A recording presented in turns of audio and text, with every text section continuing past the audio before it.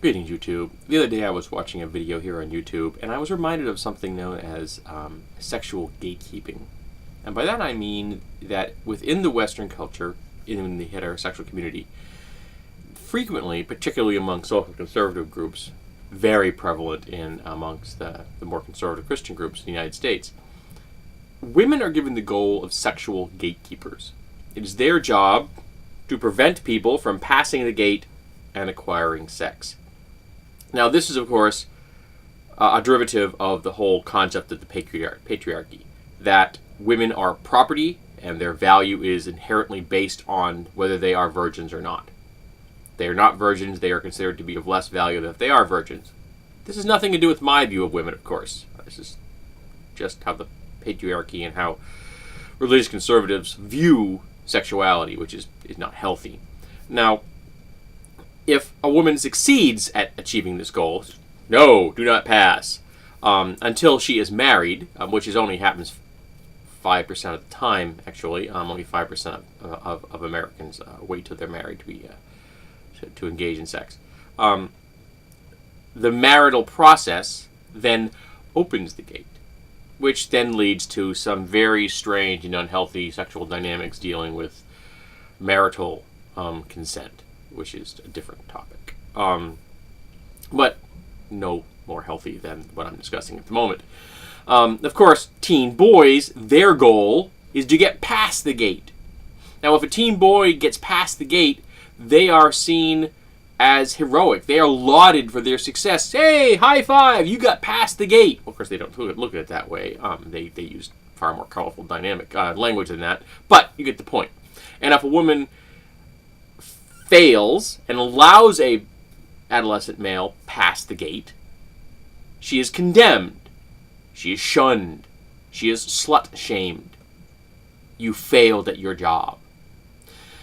Now, some of this leads to some very pedantic legalism, where amongst some very conservative groups, people wrap their head around the idea that, okay, virginity, vaginal sex, the hymen, which is not a barrier,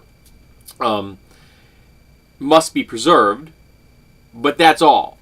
So these young women put themselves in a situation where they've come to believe that there are other sexual activities they can engage in which are allowed, but so long as you do not have vaginal sex, then you're still a successful gatekeeper, barring people out, which of course is just strange.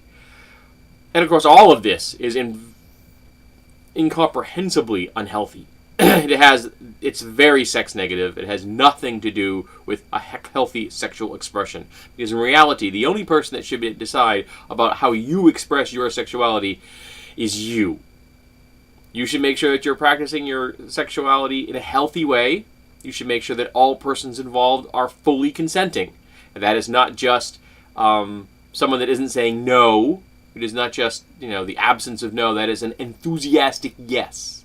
If everyone involved is an enthusiastic yes, and you are being safe, go for it. It's your body. It's your decision.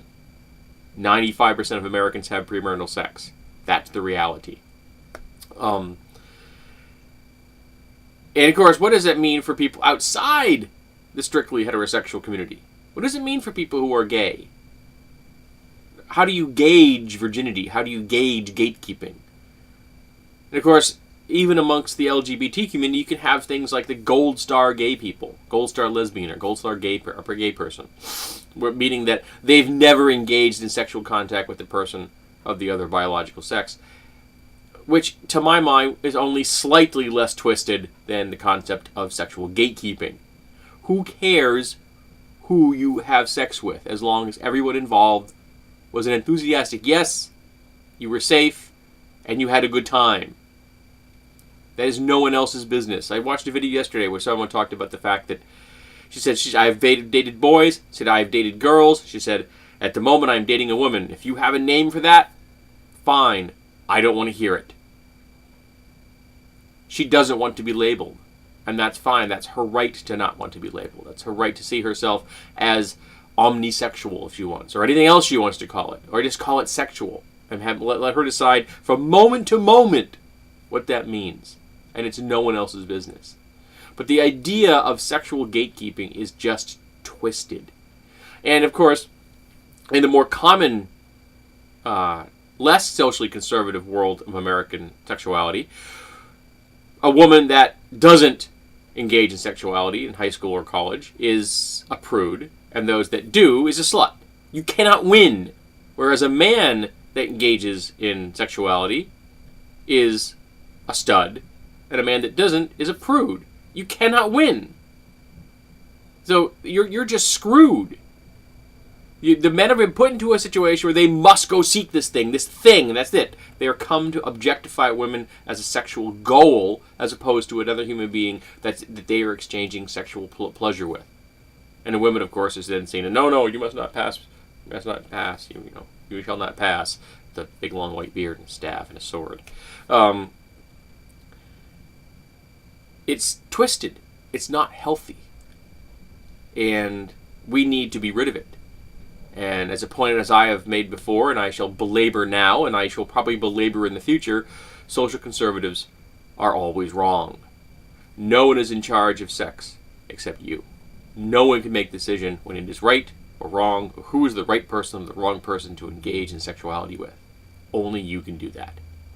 That is your right. It is your body. You control it. You decide. And if anyone tells you differently, tell them, go away.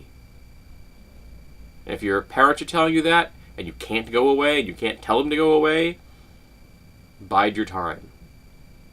There will be a point in the future where you'll be free, and you can make these decisions for yourself.